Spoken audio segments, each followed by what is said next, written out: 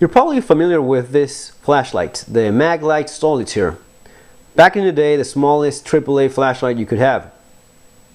You had an amazing, what, 3-4 lumens, something like that, and it would run for maybe 10-15 minutes with that incandescent light bulb. That is if it didn't burn, because that light bulb would need replacement quite often. I know I bought my fair share of them. They would come in double packs, and you better keep those nearby because you would be using them. Light was poor, but you did see. I mean, if it was dark, you did see with this flashlight. And I also remember the first time I read about LED lights. I was actually in a bus in Buenos Aires reading a gun magazine, and there was this little article that said there was this new revolutionary thing called light emitting diodes, and the article was about a little flashlight called the Sapphire. It was a blue LED that, according to the article, it would run without replacing the batteries for the entire lifetime. The light bulb would last for 100,000 hours, and it would be visible for 2 miles. I mean, that was the stuff of science fiction back in the day. And I know that I went looking for one as soon as I could. It ended up with a pencil headlamp, which was, I mean, it blew your mind. It was amazing. Compared to this kind of stuff, it was insane. And as time went by, then we had like more powerful flashlights, like using lithium flash batteries like these ones. And you had these small compact things with 200 lumens. I mean, these would be 3 times brighter than your 3-cell Maglite, which was like carrying around a thermos. And this tiny thing, you know, about a thumb-sized thing, so bright, amazing, incredible. But not as tiny as this other flashlight here. You know, the smallest flashlight in the world as of right now. The smallest functional flashlight, at least. This little guy that I have here. Yeah, this one. Yeah. The D.Q.G Spy Titanium was introduced not that long ago, April 2014, and it is, as of right now, the smallest flashlight that you can have. I will say it is very tiny. I mean, it's a pinky size flashlight. You have to hold it to appreciate how small this thing is. AA battery Spy. Very, very tiny. Very small. Was designed by a guy named George. I think a guy in China, I think, that goes by the name of George.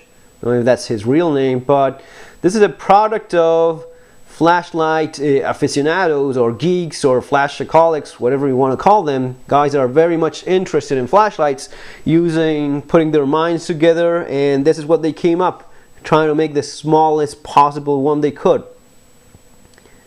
The construction is very nice, I will say so right away. Titanium, I always liked, you know, another titanium flashlight. Yeah, I like titanium in general. It's a good material for tools. Looks great, holds on well. It just does it for me. And in this case, for something like this, almost like a little piece of jewelry, wouldn't you think? So small. You have 2 modes here with this flashlight. You have low and you have high. You basically twist it, and you twist it a little bit more for high.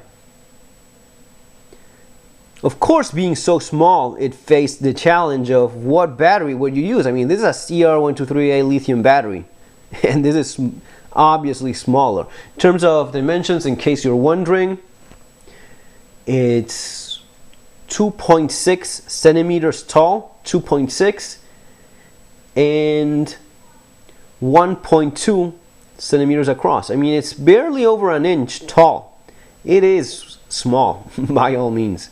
You have a CREE XPG2R5 LED crystal with some reflective coating there. You don't have a reflector. You have a mule setup for pure flood. I mean, it has no hotspot. Wouldn't seem to have a hotspot at all. But again, when you're looking to make the smallest possible flashlight, that's what you end up doing.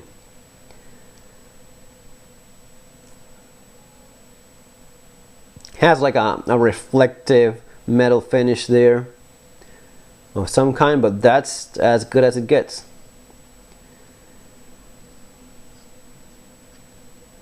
On the inside, you see it has like a foam ring, which works both as a polarity protector and also for engaging. As you turn it on, you twist. And here's the battery. This is a Veleno design 3.7 volt lithium ion battery. It's a 10180 battery, very hard to get.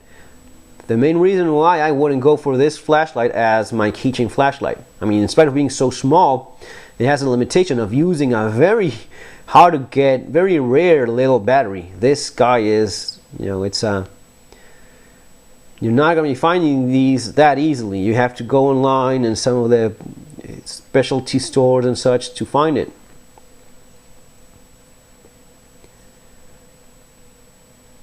Machining is pretty good, I would say. Titanium is always, you know, a little bit more complicated to work with, but the knurling is acceptable, good enough for this kind of very small flashlight. You have these holes that go through, and the idea is these are made so as to insert tritium vials, so as to have that fluorescent look there. I've seen some of the pictures, it looks pretty good. The green fluorescent vials, tubes, you could put one here and another one there, but you would have to remove the split ring. With a titanium, it looks pretty nice. The thing is that, at least for me, it's really not that bright. So even though it looks very nice in pictures and such, for practical purpose and such, it's not really that noticeable, at least in most of the ones that I've seen. So if that does it for you, it is an option. You have that little hole there for putting it. In terms of the modes, you have these two modes, low and high, twisting a little bit harder. The low mode is 10 lumens, but this isn't regulated. This is a direct drive flashlight.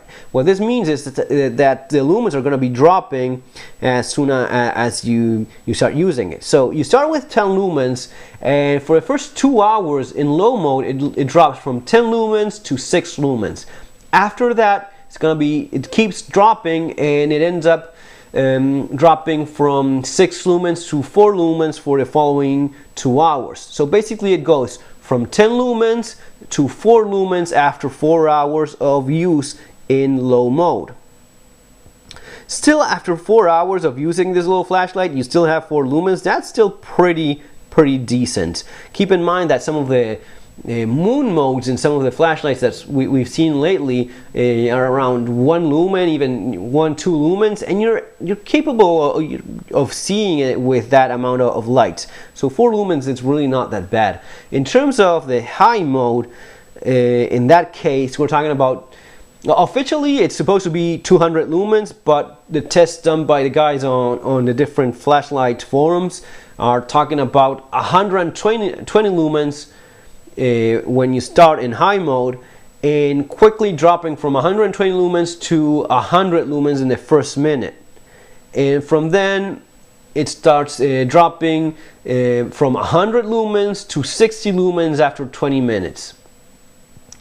So give or take between 100, 120 to 60 lumens in 20-25 minutes. So you have pretty much 25 minutes of useful high mode, so to speak. This is a compromise that they had to reach, because if this had been regulated so as to keep a constant output of lumens, you would have burned, I mean, you would have almost no time of runtime. With this drop of lumens, at least you have more of a useful and practical amount of time to use a flashlight. Very nice, very, at least I see it as it's more of a novelty for me, because as I was saying, given that the battery is so hard to get, so rare, it wouldn't be something that I wouldn't have it, at least not as my one and only keychain flashlight. Definitely not as my EDC flashlight of choice. Something that you know, the creation of guys very much into flashlight. In terms of packaging and such, just comes with a little bag, like this one. It actually came with a couple of spare O-rings, and I had to use one right away because the one that was installed was already broken. So I used one of those, and I have a spare one there. It also comes with the charger and this adapter. The adapter, you use it so as to place that little the 10180 battery, lithium-ion battery, in there and charge it. That's the only way in which you can charge it.